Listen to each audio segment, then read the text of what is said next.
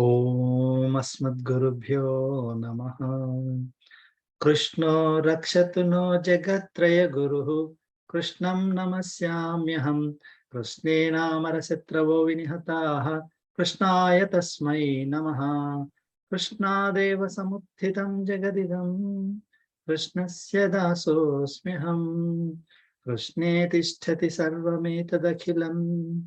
He Krishna Samrakshamam. Jai Srimanaran. With Sri Jeeyar Swamiji's blessings, we are continuing our satsang. We finished chapter 3, Sloka 29. So we will start from Sloka 30 today. I'll share my screen. Oh, sorry, once again, the slideshow.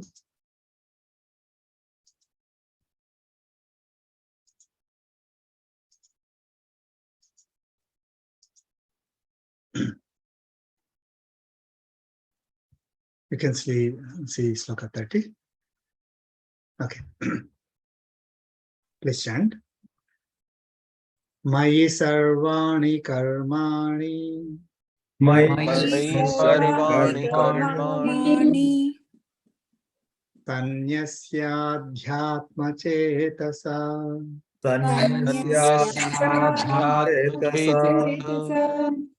Nirasir nirmamo bhutva.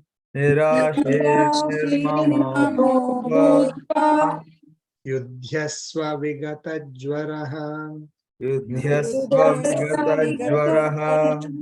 Let's chant together. Mayi sarvani karmani. Tanyasya chetasa.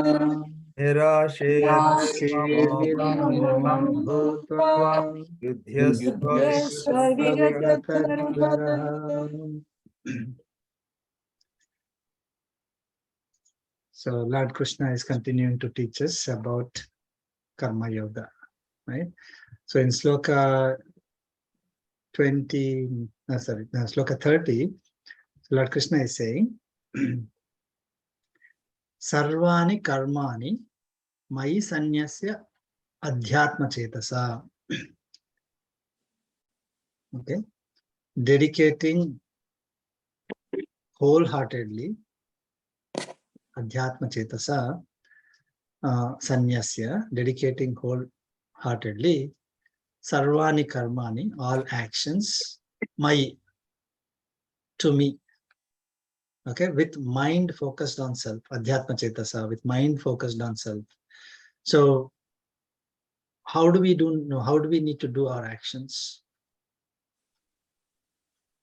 This is the principle that Lord Krishna gave to us.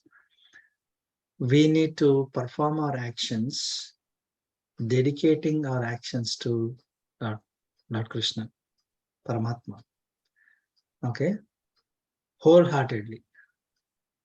We have to dedicate our actions with mind focused on self, not on the results of the action, not on the action itself, in the sense that this is my action, I am doing it. Not with that, we have to perform the action with perfection, with all our abilities.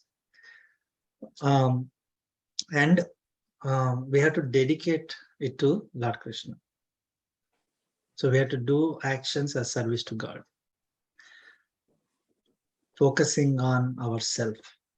That is Atma, right? And how do we need to do the activities? Nirasihi, free from desire. Nirmamaha, without selfishness. Without thinking that these actions are ours. This is very key. Whenever we do any activity, we think that, oh, this is my action. So I'm doing this job. I'm overdoing it or doing less. So I'm not able to do it. I'm doing, well, all these things, right? So always we are thinking that this activity is mine. or hours. We have to avoid that. We have to do it without thinking that this is my activity, that I am doing it because I need it. I need to do it. We have to be very careful here.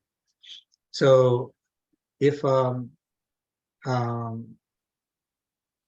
we need to think that this activity is Paramatma's activity, that he is giving us the ability to do, and I am just an instrument,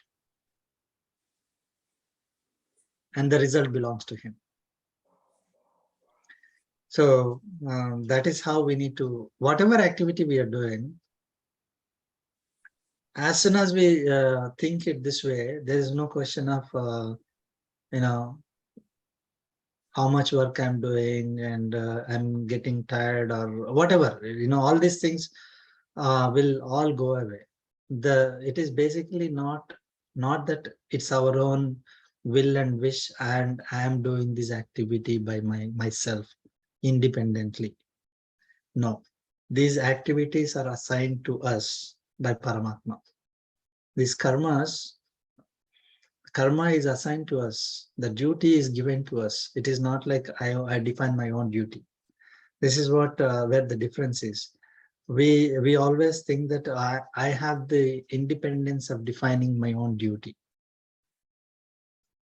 Okay, we should not think that way. We should, whatever activity that we are doing, it is the duty that Paramatma has assigned to us. And I am doing it with the ability that Paramatma gave to me. And he is the one who is bestowing the results to us. Not my activity. I mean, not my activity in the sense, not my own abilities. My own abilities are not the cause of the results. It is Paramatma's energy that is making me do these activities. Paramatma has assigned these activities to me, and I am producing I'm doing the activity as an instrument in his hand, and the results belong to him. After offering the results to him, after offering the actions also to him, because these actions belong to him, after offering the actions and the results to him, we can experience the results. It's not like Paramatma is the one who is going to enjoy the results by himself. It is we will be experiencing the results. The way we need to experience the results is is Paramatma's blessings to us. And Lord Krishna is also saying, Vigata Jwaraha is without without anxiety or free from anxiety. We just have to do those activities. There is a why there should be any anxiety whether I am going to be successful or not, I'm going to do it properly or not. That anxiety need not be there. The activity is assigned to me. He is the one who is giving me energy. He is the one who will give me the result. I just need to do it without having the attachment to the activity myself. Then, so Lord Krishna is saying, Yudhyasva, so fight. He is asking Arjuna to fight in this manner. So dedicating the actions to me, okay, focused on self, free from the desires, free from selfishness, without thinking that this is my task, free from anxiety, without worrying about the results, right? And participate in this war, fight. He is asking Arjuna because that is the activity that is assigned to him at that time, right? So for all of us, whatever is the activity that we are doing, we need to think in this way when we are doing the activity.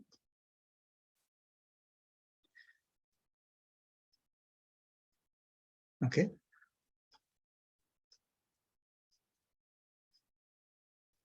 So basically, are we saying that we cannot get attached to any activity, even satsang, right? If we, let's say, our Chinna Swamiji is coming, and then I'm so like goal oriented. I have to meet him in person, right?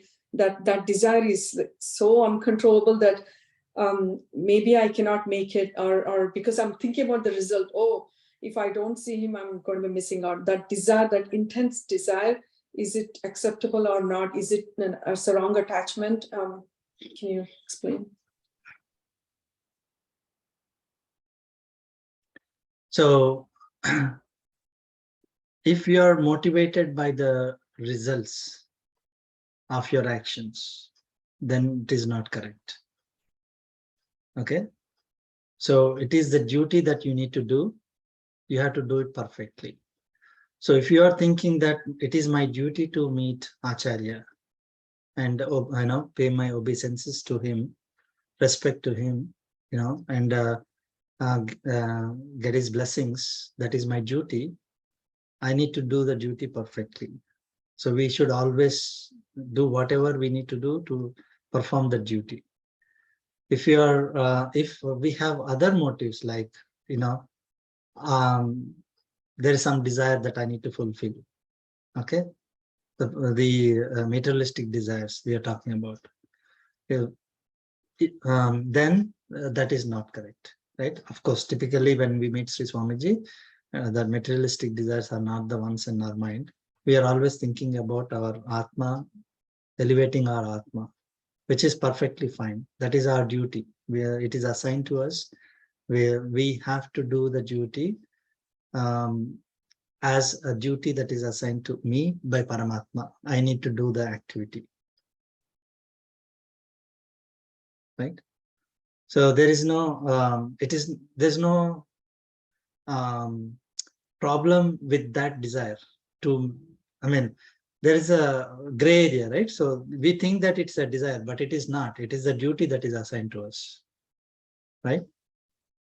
You correctly identified the duty of meeting Sri Swamiji, and then you are performing the duty to the best of your abilities without any fail. Okay, so it is your duty to enlighten yourself. So you are doing the activity with focus on self. Okay, dedicate the action to Paramatma. So whatever actions we are doing, we are dedicating to Paramatma. Now, let us say we wanted to meet Sri Swamiji, and for some reason we are not able to meet, or we thought we will meet for a long time, but we were, due to some reason, we are not able to meet for a long time. That should not discourage us, demotivate us. Okay, so we did our duty to the best of our abilities to meet Sri Swamiji, and if we are able to, get Sri Swamiji's blessings, well and good. That is Paramatma's blessings, Acharya's blessings to us. If not, we shouldn't be discouraged by it, because we are not, doing just for that purpose, right? We are not doing it for show off. All these things will come later also, so we are, if the purpose is for some could be, right, the purpose is to be satisfied that, oh, I was able to meet Sri Swamiji. That personal satisfaction is what I'm looking for. That's not, again, that is doing it with a desire, right? So, but as long as we are doing our duty, no matter whatever it is, meeting Sri Swamiji or going to temple, or, even doing our duty, like going for a job, everything should be done perfectly to the best of our abilities as given to us by Paramatma, dedicating the actions to Paramatma, thinking that we are just an instrument in doing the actions, and without having any anxiety on the results. just perform the actions, receive the whatever is the result, we receive it as blessings from Paramatma.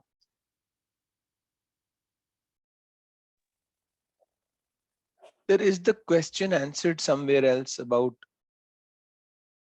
if it is apart from the duties, right? Again, doing too many things maybe is on my mind. To prioritize, like, is like what is more important than the other? Because once you, or even that you can think, right, that Paramatma wants me to do this, and and I should do this. Then there are too many things which just open up, right? And you want to do all of them, or some of them, right? So what is more important than the other? Like, how do you know that it's the right thing that you're doing before the other thing? Yeah. So this is a very good question. So basically, when we are confused, right? We are in a confused state what to do. We always need to take advice of an expert. Okay. If we cannot resolve it ourselves, we have to take the advice of a well-wisher who has right knowledge, who can give the advice to us. Okay. Again, like Arjuna approached Lord Krishna when he was confused.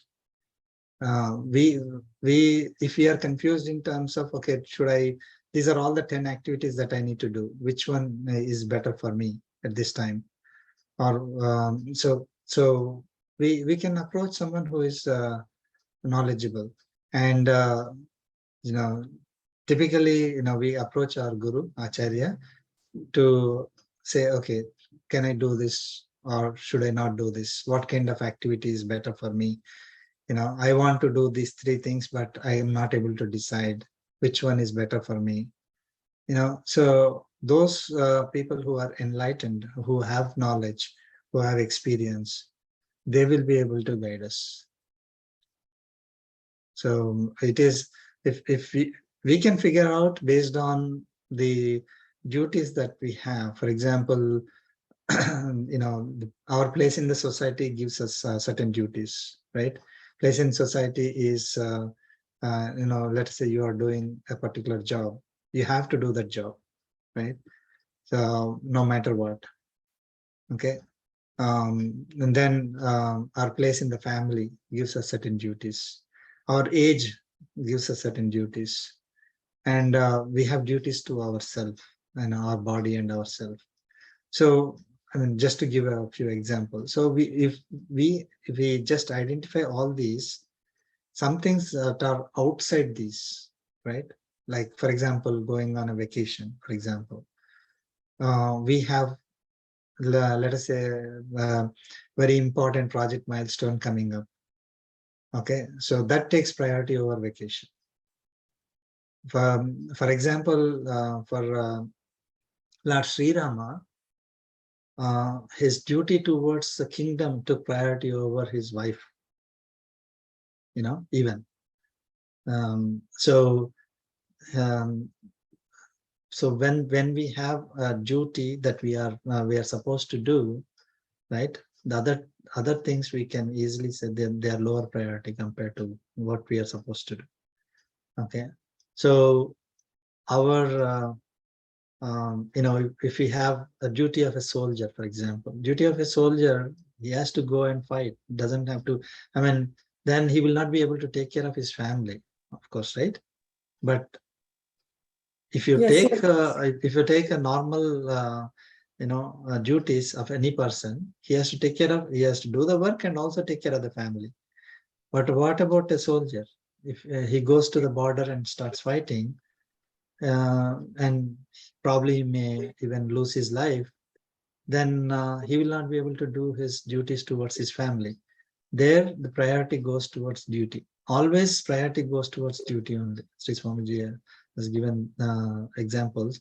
So when you have priority towards the duties that are assigned as part of society, that takes priority over other things. So like that, you have you can prioritize. If we are not able to do that, then we can to approach a learned person.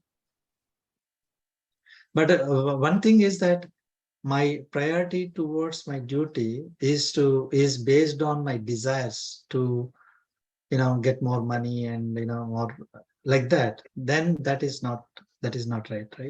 So we have to understand that this is the duty that is assigned to me.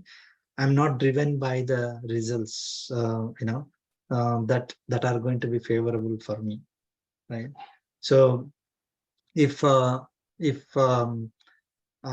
certain duty is required, I will do it. But you know, if I do it twice that, right, like 16 hours, 20 hours, and I'm going to get more bonus, and with that bonus, I'm going to go and enjoy vacation, and that is not appropriate, because you are driven by the results of your actions. You're choosing your actions based on your desires. You want to fulfill a particular desire, and for that purpose, you are choosing an action, not that action is assigned to you. Okay, so in some cases, that action is forced on you. You have no choice. For example, you have to meet a deadline, irrespective of, like for example, the accountants, they have a April 15th as a deadline, right? So it is there is no choice but to do the action, right? It's not about desire that, oh, I'm going to get this much money, or I'm going to do this more time so that I can enjoy bonuses and things like that. um, Even though we have a choice not to do it, if we are doing that way, then it is not correct. If we are forced to, if we are assigned, if we have no choice, our duty towards the society will take priority, and then it goes in that order. Always greater good is the one that we need to look at. What is the greater good? So if my action is towards the entire country, maybe entire world, for example, then that takes priority over the country, takes priority over the state, takes priority over the community, local community. So like that, right? And then takes priority over the family. But that is again, when there is a contention and you have no choice. So we say focus on self, and at the same time we say selfless. So when all these things happen, when there are too many things to do, the first thing that we deprioritize is self. Like I end up sacrificing my yoga time. I really love to do yoga, and not even love. I like find very much I don't know, repose in yoga. So, but I'm not. I'm going to have to sacrifice it, and I don't know. Is it? I feel guilty if I do anything for myself and not for Yeah, my we are all in the same for my boat. job or for my. So You're not alone. Yes. Yeah. So I mean, it is again, if you have certain number of hours you have to put in, you have no choice. It is not like you are doing that activity because you are driven by certain desire of a materialistic gain or benefit. So then you have to choose that action compared to your own self, maybe, right? So But then there is again, no it is feeling guilty about not doing the things that I want to do for myself, because then I feel guilty too, because there is self-focus, and then I think, oh my God, then I don't do any self-focus, and then right. I mean, it is. This is something that we need to try. It is not easy, right? Again,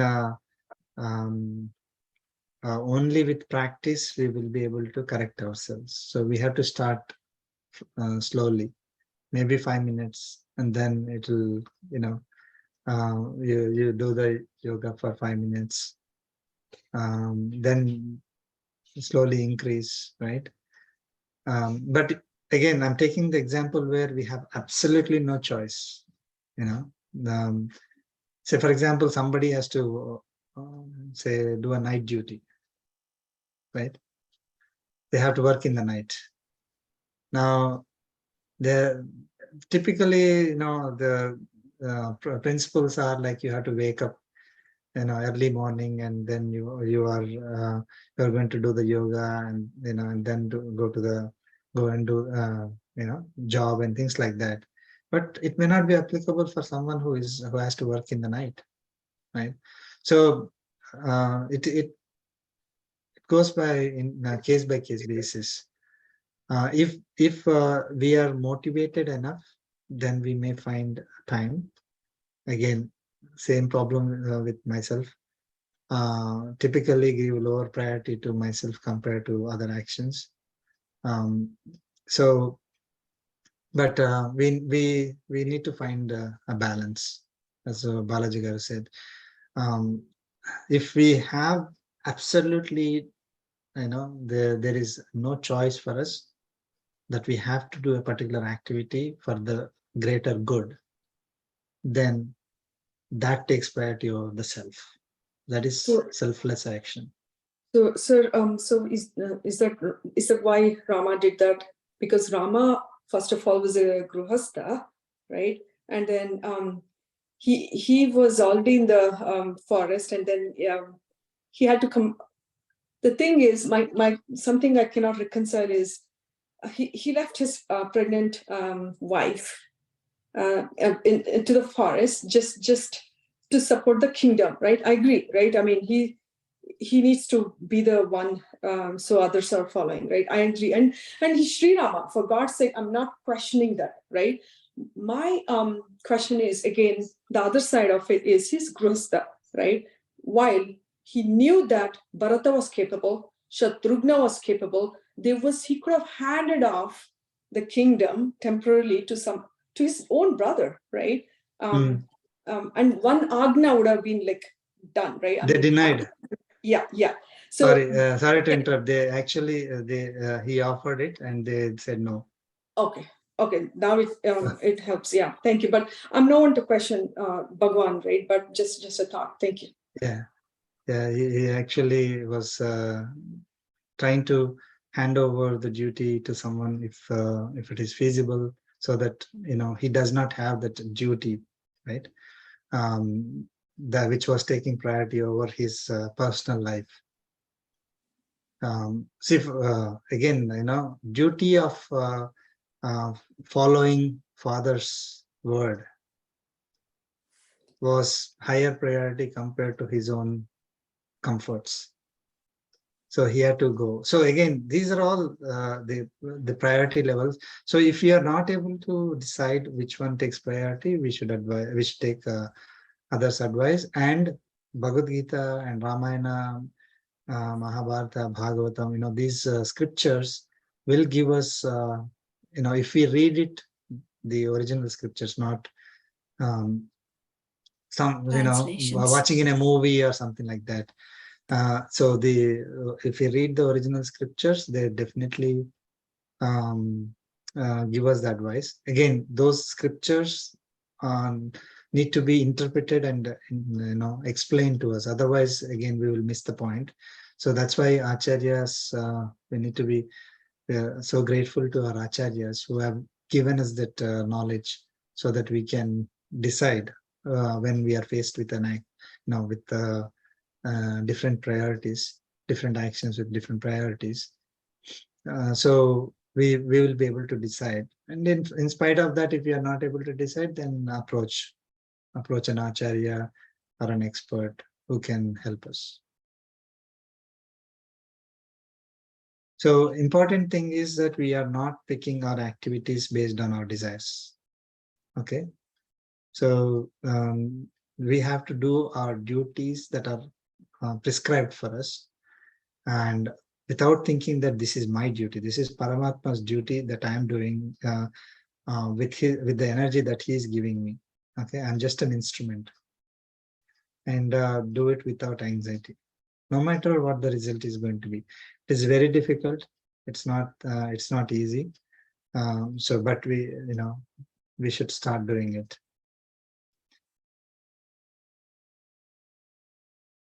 Okay.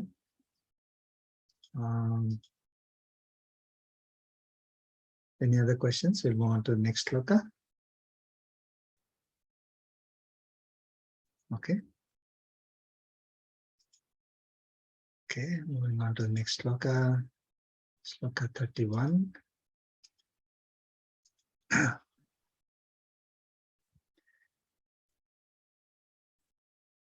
Please chant. Ye me matamidam nityam Ye me matamidam nityam anutishtanti manavaha Anutishthanti manavaha Shraddhavanto nasuyanto Shraddhavanto Shraddhavanto muchyante tepi karmabhihi. Muchyante Muchyante tepi tepi karmabhihi Let's chant together. Ye me matamidam matamidam nityam nityam Anutishthanti manavaha manavaha Shraddhavanto Shraddhavanto Anto nasuyanto nasuyanto Muchyante tepi tepi tepi karmabhihi. karmabhihi.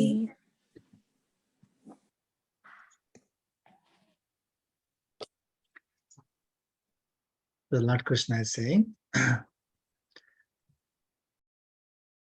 Ye manavaha, those people. Now he's talking about those people. Who are those people? Shraddhavantaha, those who possess faith. Shraddhavantaha, anasuyantaha,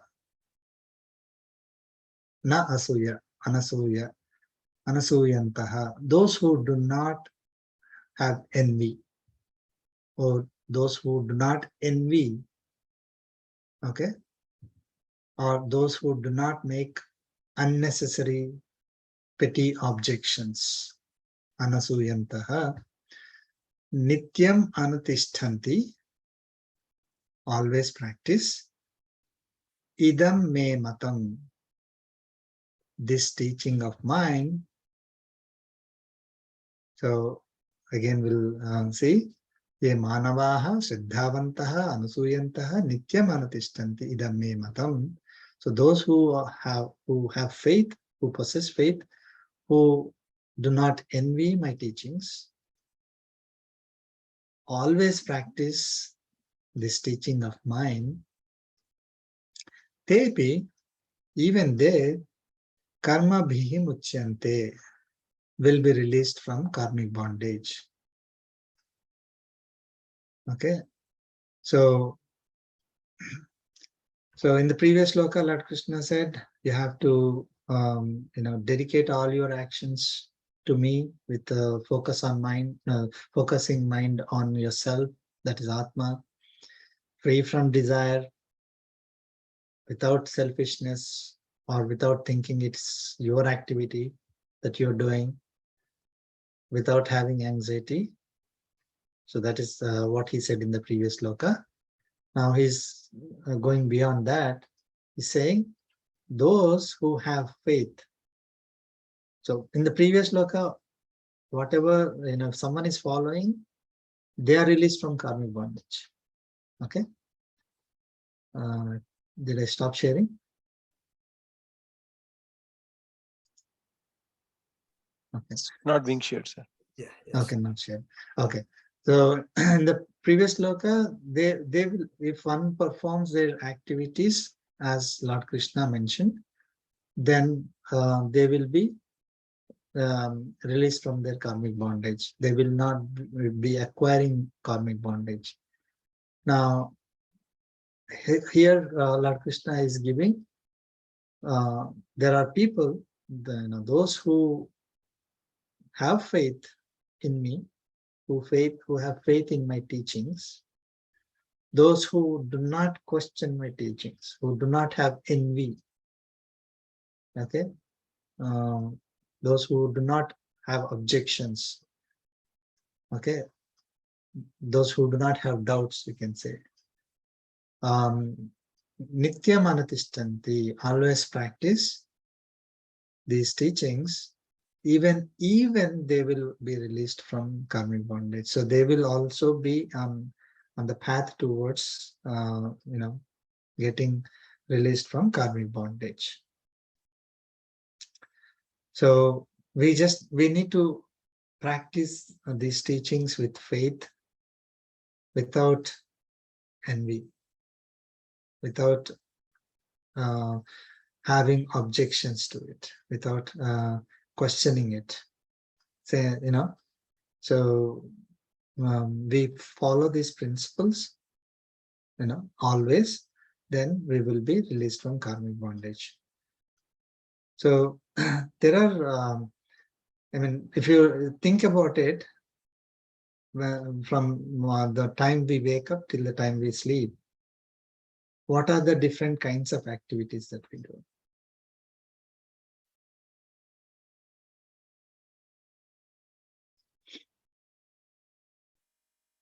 Right?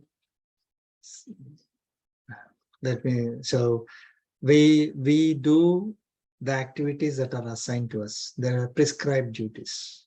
Like, for example, we have to do our job, 9 to 5 or whatever job that we have chosen. So there are, again, the jobs could be varying nature. Those are all prescribed duties that everybody in the society need to follow, whatever prescribed duty that is given to them, or they assumed in the modern world, we are assuming the prescribed duty and performing our action. So if the society has to move forward, all of us need to perform certain duties, and it will also give us, whatever we need to get to survive, right? So, for example, I do my job. We have, I can buy food, right? So for my survival is dependent on that one, right? So I have certain prescribed duty.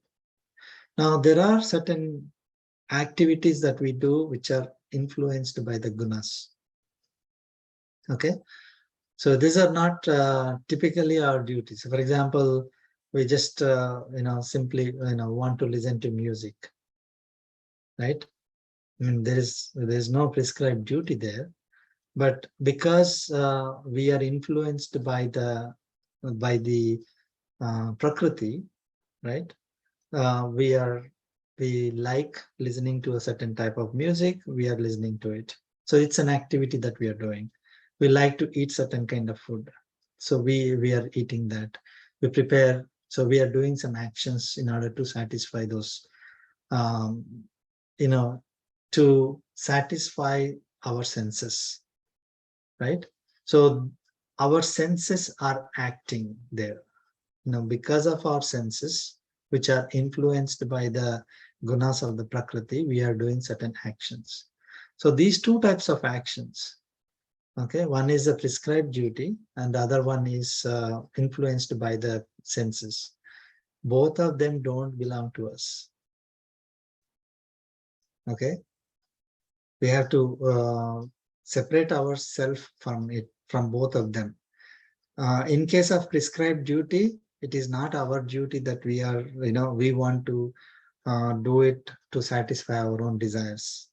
It is the duty that is assigned to us by Paramatma. Because I took birth and Paramatma assigned these activities to me, I am doing these activities. Okay, have nothing to do with my Atma, myself, right? Me, actually, my Atma is incorrect. It is nothing to do with me. Okay, for some people, me means body, so that's why I'm saying, trying to clarify, it is Atma. So these prescribed duties are assigned to us and we need to do them. Okay, by Mai Sarvani Karmani. So by offering them to, or thinking that these are the activities of Paramatma. Okay, placing those actions on Paramatma. Paramatma is the one who is giving us the energy to do it. The other one is the gunas that are driving us. Again, those are not our activities.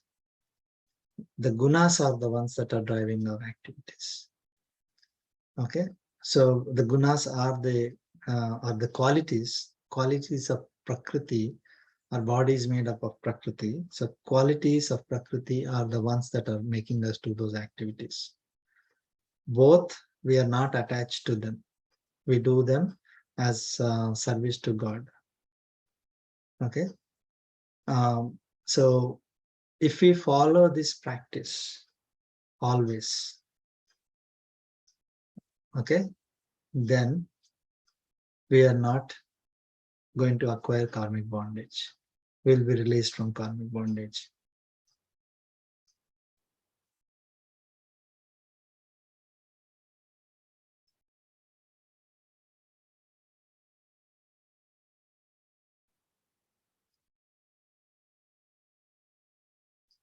Any questions on that? So Bhagavan says when he follows my teachings, so it's so vast. Yeah, I mean here karma yoga, talking about karma yoga only. Okay. Follows this idam me matam, this teaching of mine is referring to specifically this, right? Follow karma yoga, you will not get karmic bondage. That's it. There are, like, Bhagavad Gita has a lot of principles that we'll learn. But if you follow karma yoga, we can be free from karmic bondage. That's very simple. Right? It looks very simple, but Yeah.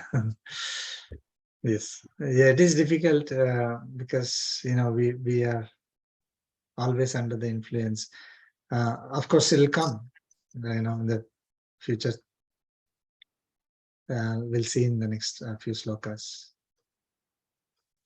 So can we define this, especially this word matam here, as a definition of karma yoga by Bhagavan here?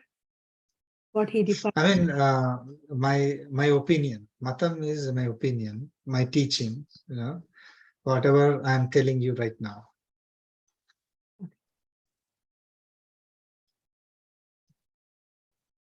And basically, he defined how to do karma, right? Karma yoga. Yeah. Yes. Yeah. So we have to have faith.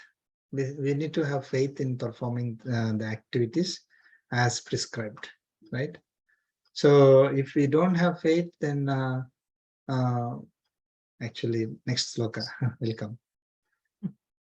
So we'll see what Lord Krishna says.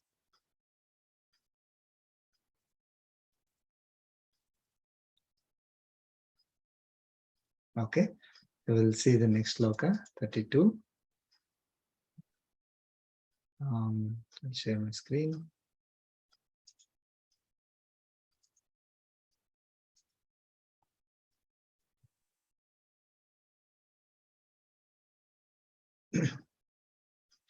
Please chant sloka 32. Etve tadabhyasuyanto Tadabhyasuyanto nanutishtanti me matam. Tistanti me matam. Sarvajnana vimodhanstan Sarvajnana vimodhanstan Vidhi nastana chetasaha. Vidhi nashtana chetasaha Let's chant together. yeah. Ye tadabhyasuyanto Nanutistanti me matam. Sarvajnana vimodhanstan Vidhi nashtana chetasaha. Okay.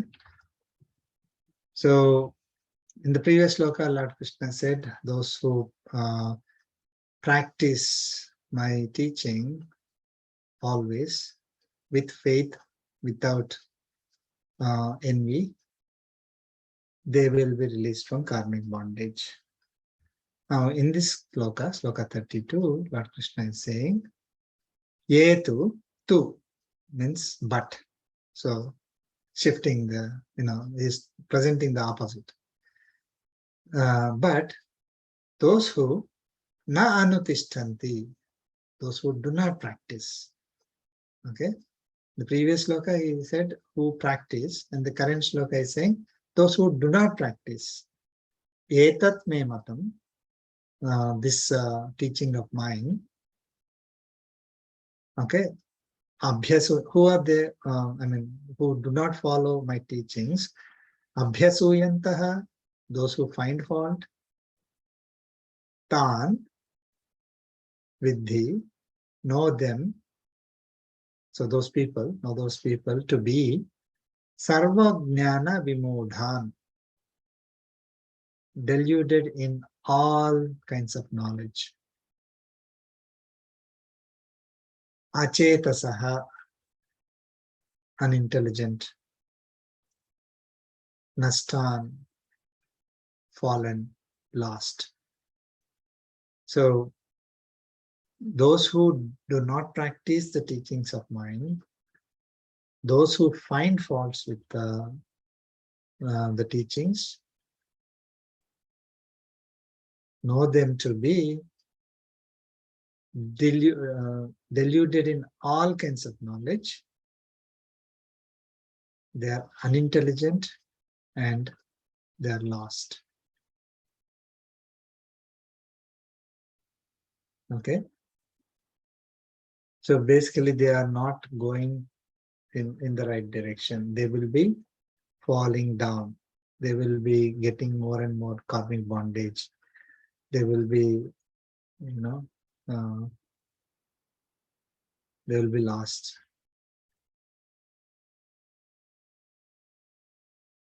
Okay.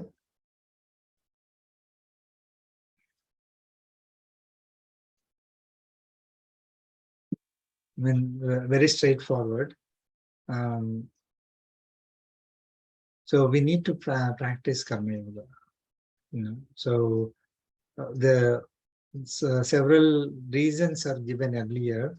Lord Krishna said, even I do those activities, even though there is nothing for me to do. To do in the sense, nothing for me to gain by doing those activities. Okay, but still I do the activities. So, and like that he gave all the reasons, and then those who perform the karma yoga, they will be released from karmic bondage. Those who do not perform karma yoga, they will be lost. Okay, they will acquire more and more karmic bondage, and they will be going down. So, have you seen that movie, The Scent of a Woman? The last scene where Al Pacino talks about it's a good job is it's very tough to doing the right job. Right? That's the last scene of the movie where he gives a lecture and then he says, here is a guy and it's very tough to do a right job.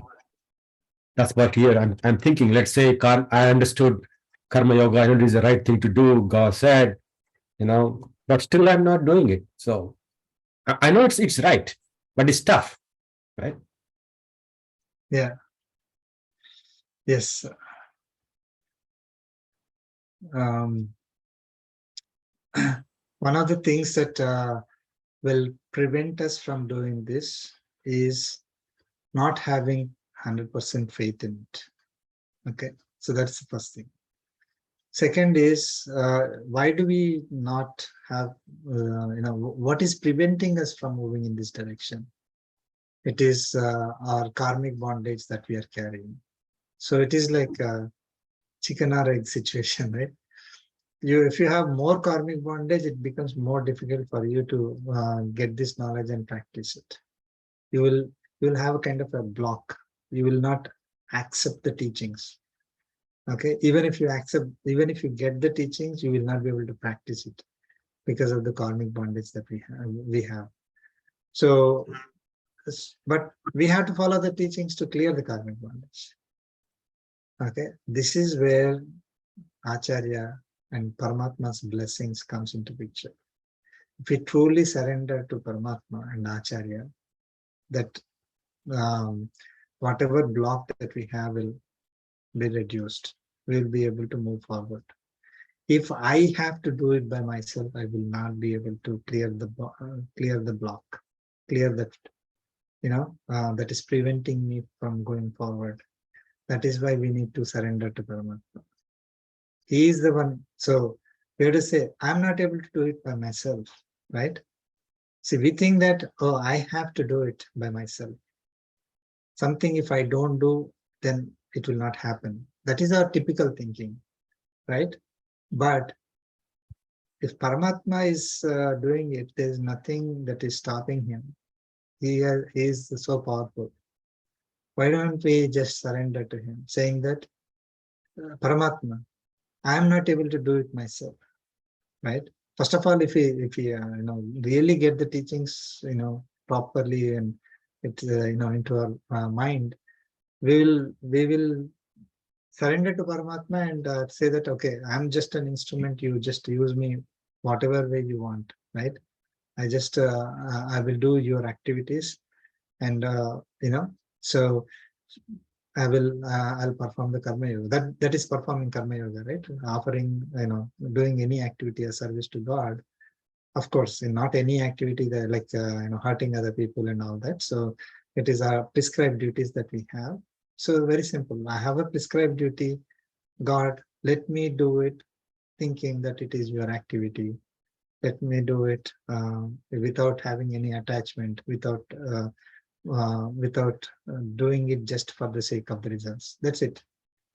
Okay, we start doing the activity. So in between, because of our vasanas, we will will get affected by the intermediate results and things like that. But the constantly focusing on Paramatma, constantly taking his help, offering ourselves, surrendering ourselves to Paramatma, we will overcome that. The whatever blocks that we have, because we're carrying so much from so many lives, right? As you rightly said, it is not easy. It's not like, so I can anybody can just teach someone Bhagavad Gita and just following it. It is not possible. So that's why in the previous previous session I said, what is that most important thing that we need to learn is to surrender to Paramatma. If we don't surrender to Paramatma, if we think that I can do it by myself, even Karma Yoga, I can practice Karma Yoga by myself, it is not possible, because I am myself carrying so much baggage with me. I cannot get rid of it myself. It is only Paramatma who can get rid of it for me, and that is his greatness. He will not say, oh no, you have to suffer like this. He will clear the karmic bondage. Acharya's blessings again. With Acharya's blessings, we will be able to go in the right direction without without all the obstacles, right? Things will become clear for us. So we'll start focusing on Paramatma and the Atma, ourselves, saying that, okay, I want to go to a higher state. I want to surrender to Paramatma. That is my goal, right? My goal is to reach that state of serving Paramatma always, and take his help. So if we don't, we think that, oh, I got this knowledge, I will be able to apply myself. Then they cannot. Nobody can.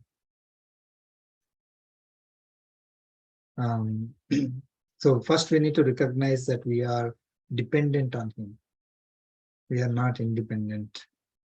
Unfortunately, we are taught saying that you are independent, you can do whatever you want, you will get whatever you want with your own effort, right? That is the kind of message that is given to us. You know, whatever we do, whether we believe in Paramatma or not, whatever result that we get is blessings of Paramatma only. Okay, so there is no doubt about it.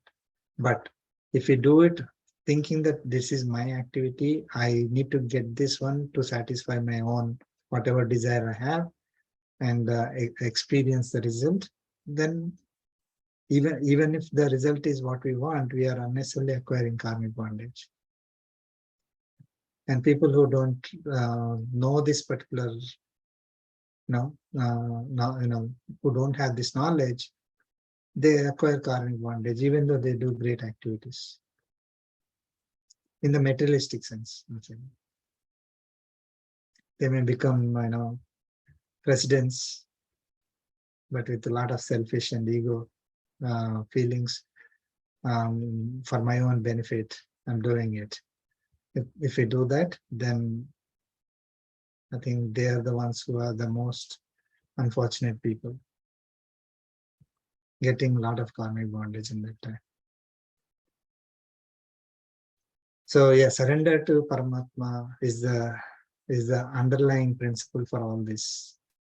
We'll get to it, when as we progress. Once we start learning about Paramatma and his greatness, then it will become easy for us. Right now, we are Lord Krishna is saying, okay, perform karma yoga. So we think, oh, I need to perform karma yoga with my own abilities, my own knowledge. I need to do it. I'm independently, I can do it. But we are missing that point that, oh, even to do this, Paramatma has to bless us.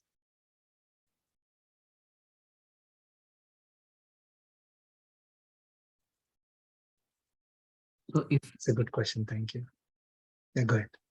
you are following the teachings in order to avoid or reduce the karmic bondage, that itself may add more karmic bondage, right? The thought itself.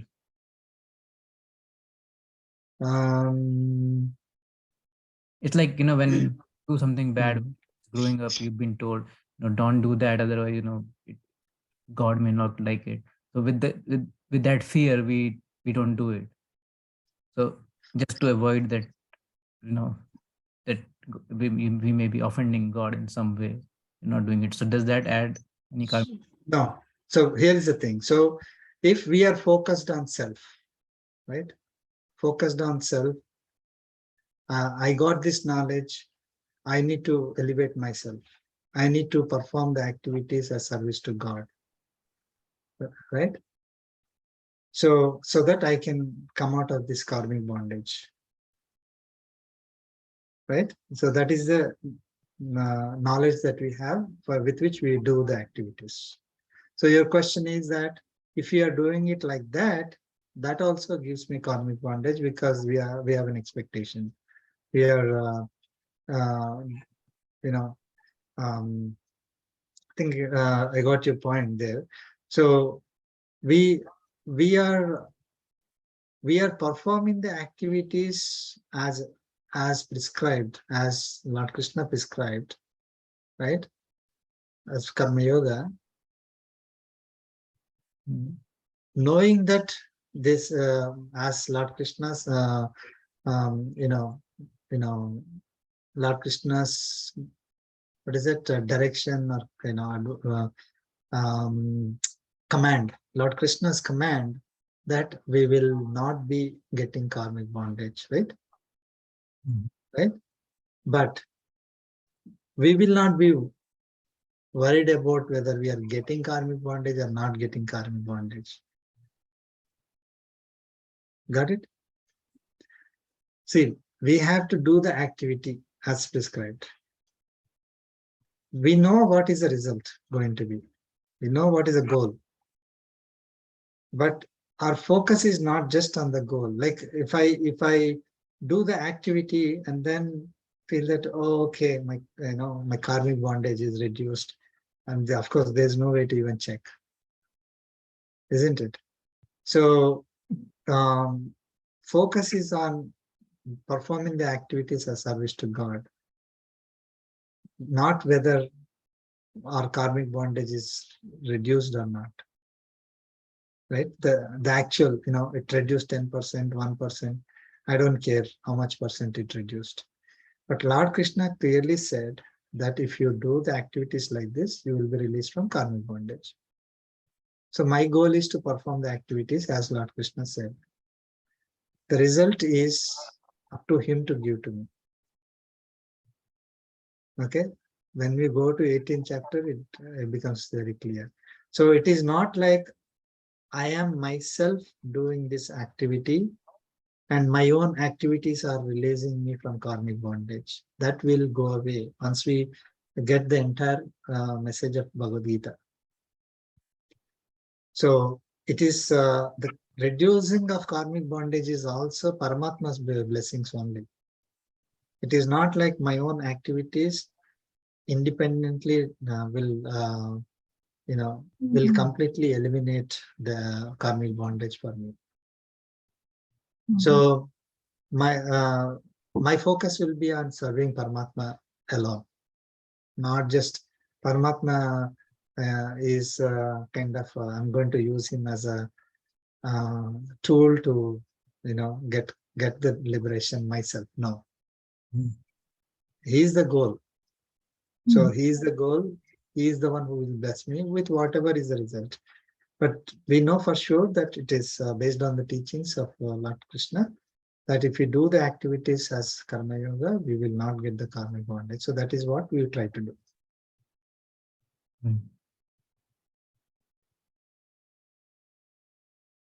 But nowhere we think that I did the activities as karma yoga myself. I cleared the karmic bondage by myself. If you really understand the principles of Bhagavad Gita, we will say, okay, this is my goal to reduce karmic bondage. Paramatma is the one who is going to bless me the result of reduction in karmic bondage. And Vigata Jwaraha, right? We don't have any anxiety of whether my karmic bondage is reducing or increasing and all that stuff. I just follow the principles, and it will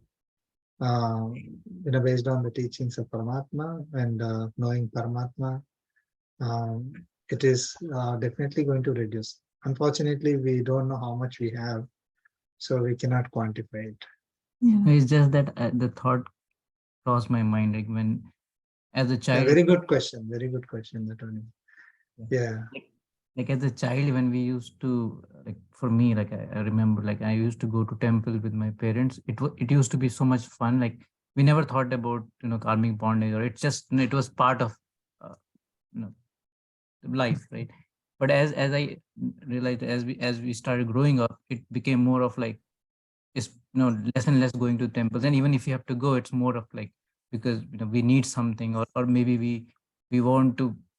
We're scared. We have a fear, like we should do. I mean, as a fear, we're doing that thing. And now again, okay, I think now it's again going back to the where we started from. Okay, now we realize when we're doing these Gita classes that where we started from.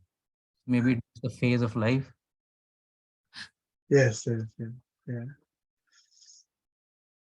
I mean, to get someone used to certain activity, we can offer some kind of a freebies, right? Now, if you offer a chocolate to a kid, the kid will do certain things. Okay, otherwise they may not do. So to do like that, we offer. The goal is not to, not to, do that one. So goal is to make that become a habit for the kid. Then later on, they will not look for a chocolate. Automatically, they will do it. So,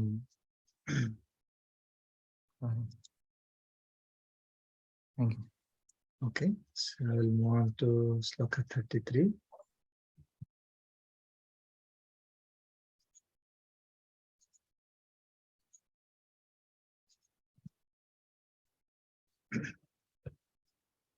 Sloka 33. Sadrusam cheshtate swasyaha Sadrusam Sadrusam chestate swasyaha prakrutir jnanavanapi prakrite jnanavanapi prakrutim yanti bhutani prakritim yanti Yanti bhutani Bhutani nigraha kim karishyati. Nigraha nigraha kim Karishyati karishyati Listen to it. Sadrusam Sadrusam sadrusam cheshtate chestate swasyaha swasyaha Saha prakrite prakrutir jnanavanapi jnanavanapi Prakutim prakritim prakrutim yanti yanti Bhutani bhutani bhutani Nigraham nigraha kim nigraha kim karishyati. karishyati. Okay. Lord Krishna is saying in this sloka, Jnanavan api. In the second line it is there, Jnanavan api, even the one who has knowledge of self. Jnanavan, one who has knowledge of self. Jnanavan api, even one who has knowledge of the self. Swasyaha prakrutehe sadrisam cheshtate. Acts according to one's own nature. Okay. So, I mean, this is going back to our previous discussion, right? So, Jnanavan api swasyaha prakrutehe sadrisham chestate. So, even one who has knowledge of the self acts according to one's own nature. What is that nature? That nature is the samskaras that he is carrying, he or she is carrying for so many lives, right? There are subtle impressions that are carried from one birth to another birth, like that. Okay, so even if I have the knowledge of the self, I according to I do the actions, I act based on my samskaras, forced by my samskaras or vasanas that I'm carrying from so many generations, so many births, not generations, so many births, right? So this is the samskaras are the ones, the impressions that we are carrying from one birth to another birth are impediments for us to practice, based on knowledge of self. Whatever we are getting, the knowledge of self, if you want to practice, I mean, the, Jnana Yoga. So here, Lord Krishna is going to again say that Karma Yoga is better for us, right?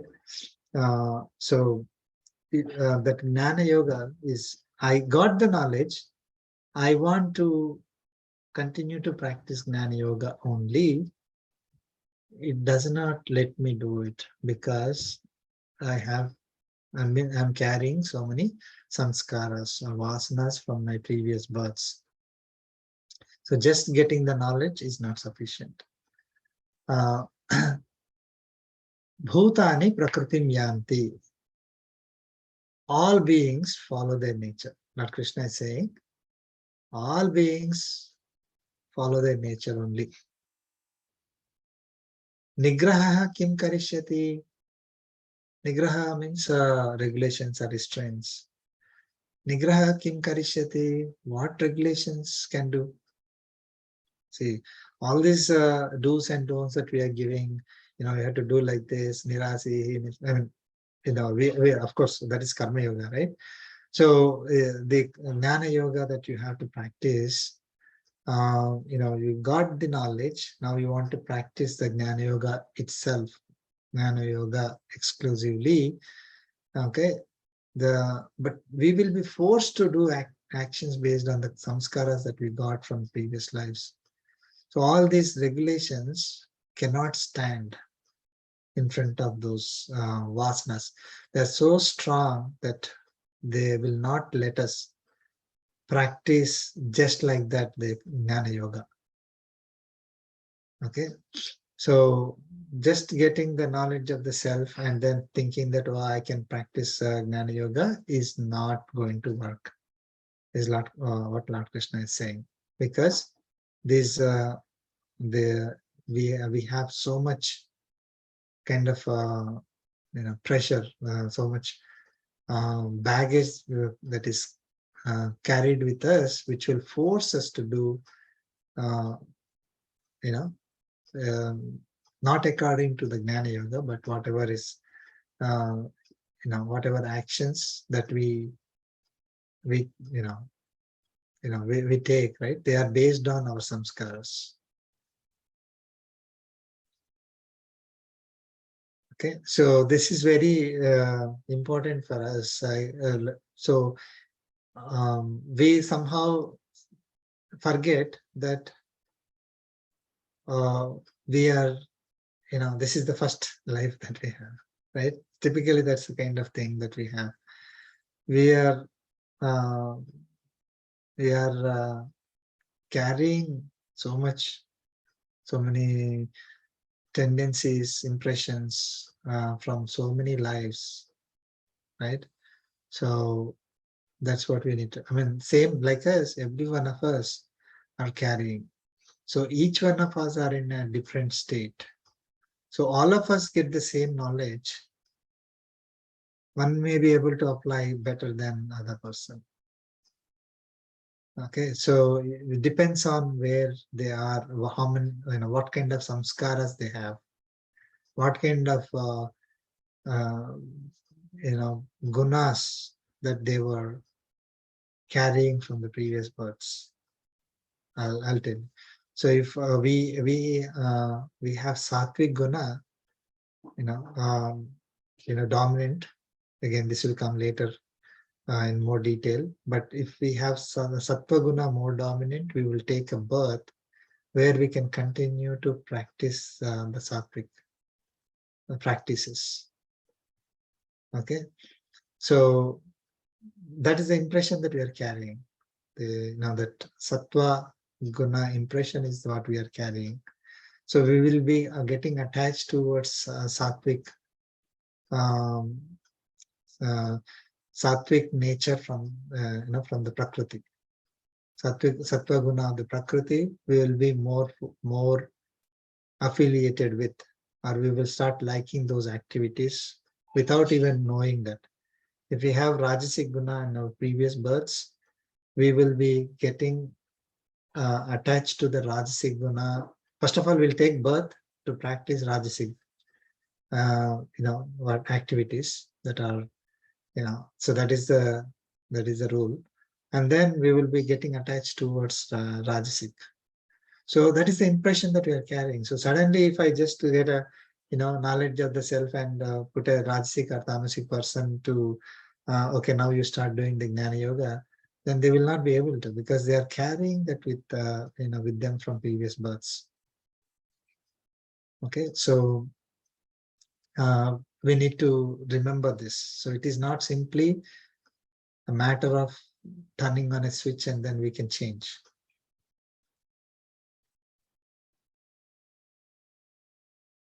This is what Lord Krishna is also saying. So it is not like, he's saying that I can do this for you, you can just change it. He knows us pretty well, right? So he understands the kind of the physics. So he is not giving a lesson to us which is not practical. So knowing us very clearly that we are carrying this samskaras, he's giving us a practical lesson that you guys are carrying the samskaras, so you will follow you will do the activities based on your nature, whatever is the nature.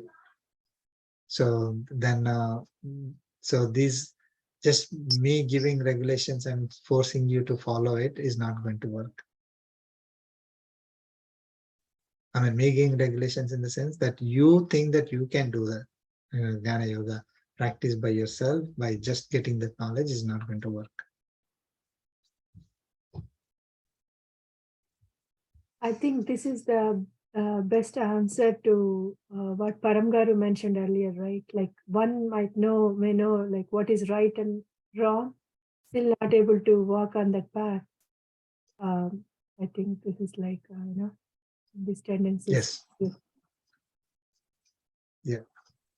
The samskaras that we are carrying, the karmic bondage that we are carrying is what going to become an obstacle for us in practicing. So we have to surrender to Paramatma to bless us. We will not be able to change it by ourselves. Even I think Priya Garu was saying, right, feeling guilty that while doing regular other things, either for the kids or for her house and all that. I think because even for the past 20 years, even I was busy running, without this knowledge, thinking only involved in that. But now after learning this, right, my regrets of going down, reducing, because if you had known earlier, maybe would have applied and doing that. Yeah, I mean, we typically think that any activity that is not related to like doing puja or remembering Paramatma, chanting or things like that. Let's say if we are in that mode of, okay, I need to do these activities. Only those activities will clear me and put me in the right direction. Yeah, we are If separating. you're not, anything that we do for everyone else, like in the family or in the society, is like an obstacle for us, is what we think. But whatever activity that we do is Paramatma's activities only. Yeah. So even washing dishes and cooking, any menial task also, if we think that this is Paramatma's activities, I'm doing it. And again, other people may like it, don't like it. So we will get some feedback. Immediately send that feedback to Paramatma only. Like, it's not my activity. You made me do this, right? I offered it to you. Okay. And then whatever is the comment that you are getting, I'm getting is yours only. I didn't do anything by myself to satisfy my own desires. Okay. So if I am doing the activity, I'm just thinking that, okay, you gave me this work, I'm doing it, right? And you gave me the energy, I'm doing it. If you didn't give me the energy, I cannot do it. Whatever energy you gave me, I did it to the best of my ability. Remembering you, I did it. Then, somebody may like it, somebody may not like it. And we cannot stop people from giving comments, right? So whatever is the criticism or praise belongs to him. Then we will not be, will not have the, the feeling in our mind, our heart.